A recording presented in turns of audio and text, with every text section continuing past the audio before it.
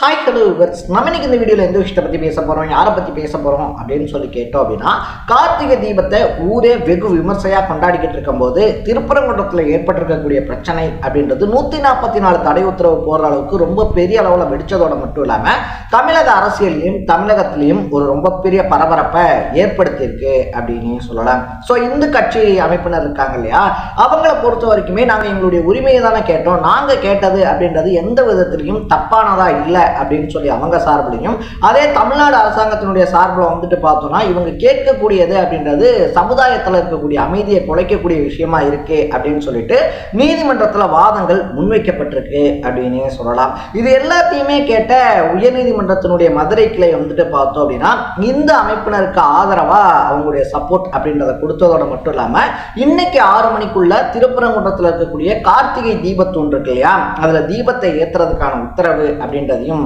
விட்டுருக்காங்க. ஸோ என்னதான் நடக்குது திருப்பரங்குன்றத்தில், அதை தாண்டி திருப்பரங்குன்ற தீபத்தூண்ல தீபம் ஏத்துறதுனால இருக்க பிரச்சனைகள் என்ன அப்படின்ற மாதிரி பல விஷயங்களை தான் நம்ம பேச போறோம். அதுக்கு முன்னாடி நம்ம சேனலுக்கு நீங்க புதுசா வந்திருந்தீங்க அப்படின்னா இதே மாதிரி அப்பப்ப அப்டேட்டா போயிட்டு இருக்க விஷயங்கள், அது கரண்ட் அஃபேர்ஸா இருந்தாலும் சரி, பாலிடிக்ஸா இருந்தாலும் சரி, ஸ்போர்ட்ஸா இருந்தாலும் சரி, அப்பப்ப அப்டேட்டா போயிட்டு இருக்க விஷயங்களை நீங்க தொடர்ந்து தெரிஞ்சுக்கணும் அப்படின்னு ஆசைப்பட்டா மறக்காம சேனலை ஃபாலோ பண்ணி சப்ஸ்கிரைப் பண்ணிக்கங்க.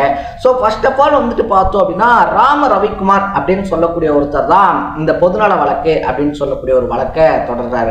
அதாவது வருஷம் வந்துட்டு பார்த்தோம்னா இந்த கார்த்திகை தீப திருநாள் இருக்கு இல்லையா, அந்த கார்த்திகை தீபத்தன்னைக்கு வந்துட்டு அங்க இருக்கக்கூடிய திருப்பரங்குன்றத்துல இருக்கக்கூடிய கோயில்ல வந்துட்டு பார்த்தோம் அப்படின்னா உச்சி பிள்ளையார் கோயில் அப்படின்னு சொல்லிட்டு ஒன்று இருக்கு. அங்க இருக்கக்கூடிய இடத்துல தான் பார்த்தோம்னா தீபம் அப்படின்றது ஏற்றப்பட்டுக்கிட்டு இருக்கு. பட் இந்த டைம் வந்துட்டு பார்த்தோம் அப்படின்னா சுப்பிரமணிய சுவாமி கோயில் இருக்கு இல்லையா, அங்க இருக்க அந்த பிள்ளையார் கோயில்ல தீபம் அப்படின்றத ஏற்றக்கூடாது, அதுக்கு பதிலாக வந்துட்டு அந்த கார்த்திகை தீபத்தூண் அப்படின்னு சொல்லிட்டு ஒன்று இருக்கு, அதுல தான் நீங்க வந்துட்டு தீபத்தை ஏற்றுறதுக்கான உத்தரவை கொடுக்கணும் அப்படின்னு சொல்லிட்டு நீதிமன்றத்தில் கேஸ் போடுறாரு. ஸோ இதை விசாரிச்ச GR சுவாமிநாதன் தலைமையிலான அந்த குழு வந்துட்டு என்ன சொன்னாங்க அப்படின்னு சொல்லி பார்த்தோம்னா, அந்த கார்த்திகை தீபத்தூண் இருக்கு இல்லையா, அதுலேயே வந்துட்டு நீங்க தீபம் அப்படின்றத ஏற்றணும் அப்படின்னு சொல்லி தமிழ்நாடு அரசுக்கு உத்தரவிட்டதோட மட்டும் இல்லாமல் 6 மணிக்குள்ள அந்த தீபம் அப்படின்றத ஏற்றணும். இன்கேஸ் நீங்க வந்துட்டு அந்த தீபத்தை அந்த கார்த்திகை தீபத்தூண் ஏத்தல அப்படின்னா 6/5க்கு நீதிமன்ற அவமதிப்பு வழக்குகள் அப்படின்றது தொடரப்படும், அதை நீங்க ஃபேஸ் பண்ணணும் அப்படின்னு சொல்லி சொல்றாங்க. இருந்தாலும் வந்துட்டு பார்த்தோம் அப்படின்னா கவர்மெண்ட் சொன்ன இடத்துல அந்த தீபம் அப்படின்றது ஏற்றப்படலை.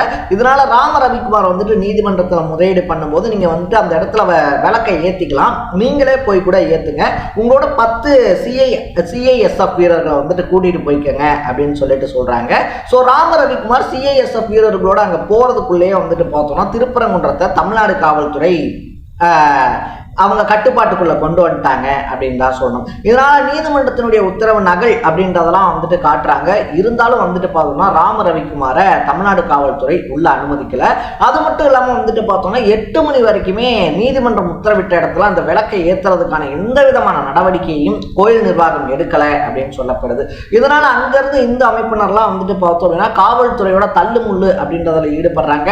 அதை தாண்டி வந்துட்டு பார்த்தோம் அப்படின்னா கல் எடுத்து எரிஞ்சதுல ஒரு சில காவல்துறையினருக்கு மண்டை உடைஞ்சு ரத்தம் வருது அப்படின்னு சொல்லிட்டு அசம்பாவிதமான சூழல் அப்படின்றது அங்க உருவாகுது.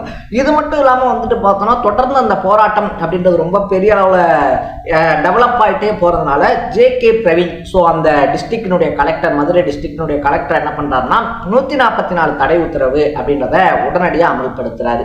சரி, ஓகே, இதனால வந்துட்டு அங்க என்ன பிரச்சனை, ஏன் வந்துட்டு அந்த கார்த்திகை தீபத்தூண்ல தீபத்தை ஏற்ற முடியல, அங்க என்னதான் நடக்குது அப்படின்னு சொல்லி கேட்டோம்னா, இத்தனை வருஷமா வந்துட்டு பார்த்தோம்னா அந்த பிள்ளையார் கோயில் இருக்கு இல்லையா, அதுக்கு பக்கத்துல இருக்கக்கூடிய அந்த தீபத்தூண்ல தான் தீபம் அப்படின்றத ஏத்திக்கிட்டு இருந்தாங்க.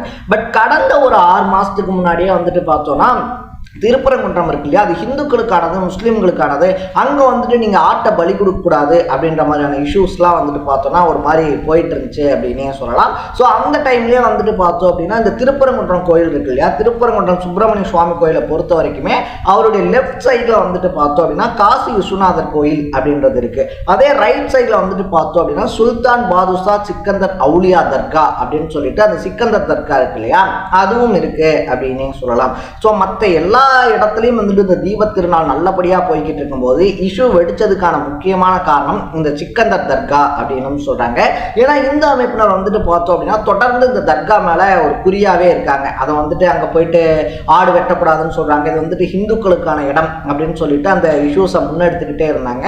கரெக்டாக கார்த்திகை தீபத்தன்னைக்கும் வந்துட்டு பார்த்தோம்னா அந்த சிக்கந்தர் தர்காவுக்கு பக்கத்தில் இருக்கக்கூடிய கார்த்திகை தீபத்தூணில் தான் தீபத்தை ஏற்றணும் அப்படின்னு சொல்லி தான் வழக்கம் போட்டிருந்தாங்க. நீதிமன்றத்தில் அவங்களுக்கு சாதகமான தீர்ப்பு அப்படின்றதும் வந்துருந்துச்சு. ஸோ அப்படி அந்த தீபத்தூணில் தீபத்தை ஏற்ற விடலை அப்படின்றது தான் இவ்வளோ பெரிய பிரச்சனையாக விடுச்சு 144 தடை உத்தரவு போடுற அளவுக்கு ரொம்ப பெரிய பிரச்சனையாக வளர்ந்துருக்கு அப்படின்னே சொல்லலாம். ஸோ இந்த பிரச்சனையெல்லாம் நடந்து முடிஞ்சோடனே வந்துட்டு பார்த்தோம்னா காலையில், அதாவது இன்னைக்கு காலையில் தமிழ்நாடு அரசு சார்பில் வந்துட்டு சென்னை உயர்நீதிமன்றத்தில் மேல்முறையீடு அப்படின்றத பண்ணாங்க. ஸோ அந்த மேல்முறையீடை பொறுத்த வரைக்குமே ஜெயச்சந்திரன் ராமகிருஷ்ணன் அப்படின்னு சொல்லிட்டு 2 நீதிபதிகள் கொண்ட அமர்வு முன்னாடி தான் அந்த வழக்கு விசாரணைக்கு வந்துச்சு.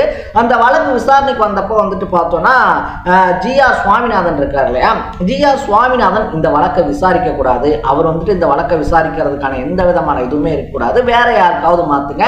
அது மட்டும் இல்லாமல் கார்த்திகை தீபத்தூண்ல வந்துட்டு தீபம் ஏற்றுறதுக்கான அந்த உத்தரவு இருக்கு இல்லையா, அதை வந்துட்டு நீங்க ரத்து பண்ணணும் அப்படின்னு சொல்லிட்டு சொல்லியிருந்தாங்க. பட் மதுரை நீதிமன்றம் அதிரடியா என்ன பண்ணாங்க அப்படின்னு சொல்லி பார்த்தோம்னா தமிழ்நாடு அரசினுடைய அந்த மேல்முறையீடு இருக்கு இல்லையா, அந்த அப்பீல் இருக்கு இல்லையா, அந்த அப்பீலை ரத்து பண்ணியிருக்காங்க அப்படின்னே சொல்லலாம். அந்த அப்பீலை ரத்து பண்ணதோட மட்டும் இல்லாமல் வந்துட்டு ஜி.ஆர். சுவாமிநாதன் இருக்கார் இல்லையா, அவர் தான் இந்த வழக்கை தொடர்ந்து விசாரிப்பாரு அப்படின்ற அறிவிப்பையும் வெளியிட்டிருக்காங்க. Already GR. சுவாமிநாதன் அவர் கொடுத்த தீர்ப்பை தான் வந்துட்டு பார்த்தோம்னா தமிழ்நாடு கவர்மெண்ட் ஃபாலோ பண்ணல, அவர் கொடுத்த தீர்ப்பை வந்துட்டு தமிழ்நாடு கவர்மெண்ட் கண்டுக்கவே இல்லை அப்படின்றதான் இவ்வளோ பெரிய கலவரம் வெடிக்கிறதுக்கு ரொம்ப முக்கியமான காரணமாக இருந்துச்சு. ஸோ இந்த 2 நீதிபதிகள் கொண்ட அமர்வு வந்துட்டு தமிழ்நாட்டுக்கு, அதாவது தமிழ்நாடு கவர்மெண்ட் தமிழ்நாடு அரசுக்கு சாதகமான முடிவை கொடுக்கும் அப்படின்னு சொல்லி பலருமே எதிர்பார்த்துக்கிட்டு இருந்தப்ப இந்த அமைப்பினருக்கு சாதகமான தீர்ப்பு அப்படின்றத கொடுத்ததோட மட்டும் இல்லாமல் 6 மணிக்குள்ள, அதாவது மறுபடியும் இன்னைக்கு 6 மணிக்குள்ள அந்த கோயில்ல கார்த்திகை தீபத்தூண் இருக்கு இல்லையா, அங்க விளக்கை ஏத்தணும் அப்படின்ற உத்தரவையும் வெளியிட்டிருக்காங்க அப்படின்னு தான் சொல்லணும். ஸோ இதை இந்து கட்சி அமைப்பினர் வந்துட்டு பார்த்தோம்னா எங்களுக்கு கிடைச்ச ரொம்ப பெரிய வெற்றி அப்படின்னும், தமிழ்நாடு கவர்மெண்ட் இதை நாங்கள் அப்படியெல்லாம் விட்டுற மாட்டோம், கண்டிப்பா வந்துட்டு உச்ச நீதிமன்றத்தில் அப்பீல் பண்ணுவோம் அப்படின்னு சொல்லிட்டு இந்த பிரச்சனை இன்னும் வளர்ந்துகிட்டே தான் இருக்கு அப்படின்னு சொல்லலாம். ஸோ இந்த விஷயத்தை பற்றி நீங்க என்ன நினைக்கிறீங்க? யார் சைடு ரைட்டு, யார் சைடு தப்பு அப்படின்றத கமெண்ட்ல போட்டு இதே மாதிரி அப்பப்போ அப்டேட்டாக போயிட்டு இருக்க விஷயங்கள், அது கரண்ட் அஃபேர்ஸாக இருந்தாலும் சரி, பாலிடிக்ஸாக இருந்தாலும் சரி, ஸ்போர்ட்ஸாக இருந்தாலும் சரி, அப்பப்போ அப்டேட்டாக போயிட்டு இருக்க விஷயங்களை நீங்க தொடர்ந்து தெரிஞ்சுக்கணும் அப்படின்னு ஆசைப்பட்டீங்கன்னா மறக்காம சேனலை ஃபாலோ பண்ணி சப்ஸ்கிரைப் பண்ணிக்கோங்க. நாளைக்கு இதே மாதிரி இன்னொரு இன்ட்ரெஸ்டிங்கான வீடியோட சந்திக்கலாம். Bye by.